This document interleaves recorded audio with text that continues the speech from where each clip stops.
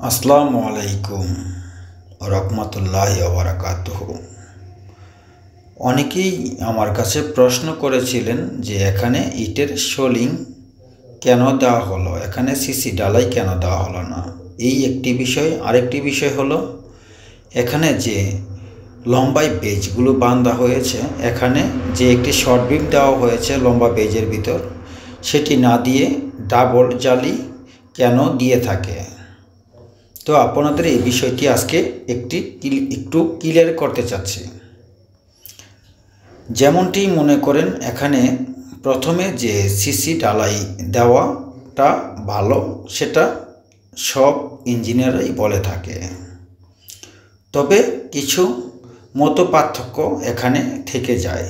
যেমনটি শুধু সিসি ঢালাই দিতে গেলে কিন্তু রডবিহীন, যদি কখনো রডবিহীন একটি সিসি ঢালাই দিতে চান, সেই সিসি ঢালাইগুলো কিন্তু লম্বা হয়ে গেলে সেই সিসি ঢালাইগুলো অনেক সময় জায়গায় জায়গায় ফাটল ধরে।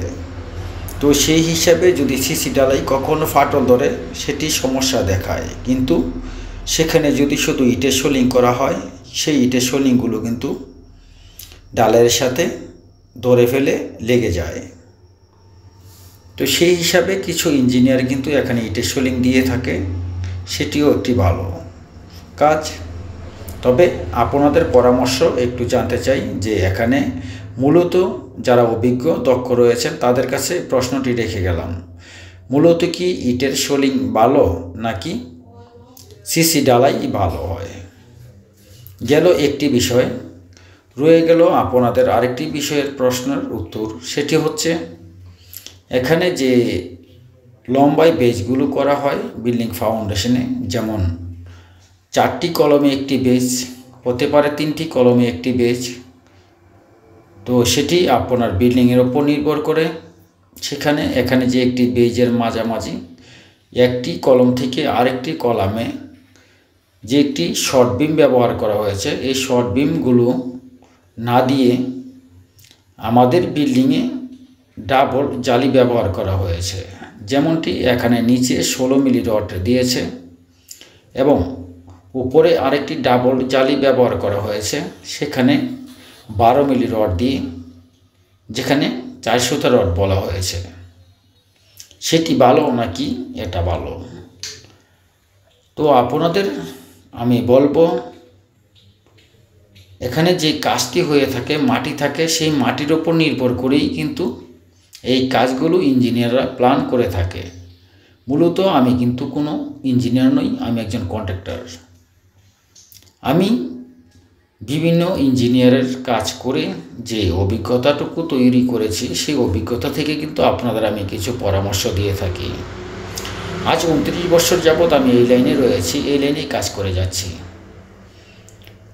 এখানে আপনার যে মাটি রয়েছে, সেই মাটির ওপর নির্ভর করে আপনার ইঞ্জিনিয়ারের যে প্ল্যান রয়েছে, সেই প্ল্যানটি মাটির ওপর নির্ভর করে। হতে পারে এখানে যে শর্ট বিম, সেই শর্ট বিম না দিয়ে এখানে ডাবল জালি ব্যবহার করতে পারে, সেটিও একটি ভালো একটি কাজ, মজবুত হয় সেই কাজটিও। এখানে যে একটি শর্ট বিম ব্যবহার করা হয়েছে সেটিও কিন্তু দুর্বল নয়, সেটিও কিন্তু হেভি এবং মজবুত হয়ে থাকে। খরচের যে ব্যাপারগুলো জানতে চান, সেই খরচটি কিন্তু এখানে বেশি একটি পার্থক্য নয়। এখানে যদি পাশে 27 ফিট হয়ে থাকে, সেক্ষেত্রে যদি 5তলা ফাউন্ডেশনের জন্য বেজ দিতে হয়, সেখানে কিন্তু বেজ দিতে হতো আপনার কমপক্ষে 7 ফিট বাই 7 ফিট। সেখানে দেখা গেছে মাঝখানে শুধু বাকি থাকতো সর্বোচ্চ 1 ফিট জায়গা গ্যাপ থাকতো, সেখানে একটি বিম দেওয়া হতো না, শর্ট বিম। সেই জন্য এখানে ডাইরেক্ট করা হয়েছে এবং বিল্ডিংটি ফাউন্ডেশনে খুব মজবুত রয়েছে। এইভাবেই কিন্তু কাজগুলো করে থাকে। আর যদি আপনারা যে ডাবল জালির যে বেজগুলো দেখতে চান, সেটা কিন্তু আমার হয়তো আপনারা আগাম ভিডিওতে পেয়ে যাবেন। সেই কাজটি আমি অতি শীঘ্রই ধরতে যাচ্ছি, যেখানে নাকি ডাইরেক্ট বেজ, লম্বা বেজ দিয়ে সেখানে ডাবল জালি করা হয়েছে। সেটাতে কেন দিয়েছে, কিভাবে দিয়েছে, সেটিও আপনাদের আমি বোঝানোর চেষ্টা করব। আর যারা নতুন আমার ভিডিওটি দেখতেছেন, তারা অবশ্যই চ্যানেলটি সাবস্ক্রাইব করে একটি লাইক দিয়ে সাথে থাকবেন। যারা ইতিমধ্যে আমার চ্যানেলটি সাবস্ক্রাইব করেছেন, তাদের প্রতি রইল আমার আন্তরিক শুভেচ্ছা এবং অভিনন্দন। যারা ফেসবুক পেজে রয়েছেন তাদের প্রতিও রইল আমার আন্তরিক শুভেচ্ছা ও অভিনন্দন। একটি লাইক দিয়ে সাথে থাকবেন, কেননা আমি আপনাদের আমার নিজের যে অভিজ্ঞতা সেই অভিজ্ঞতা থেকে আপনাদের ধারণা দিয়ে থাকি। বিশেষ করে যে বাই ব্যাটার মারা হচ্ছে বেজে ডালাই চলাকালীন এবং সাদে ডালাই চলাকালীন